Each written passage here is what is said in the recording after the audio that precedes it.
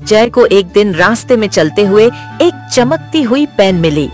जैसे ही उसने उससे कुछ लिखा वह सच हो गया। पहले तो उसे यकीन नहीं हुआ, लेकिन जब उसने एक पिज्जा प्रकट हो लिखा और पिज्जा सचमुच उसके हाथ में आ गया तो वह चौंक गया।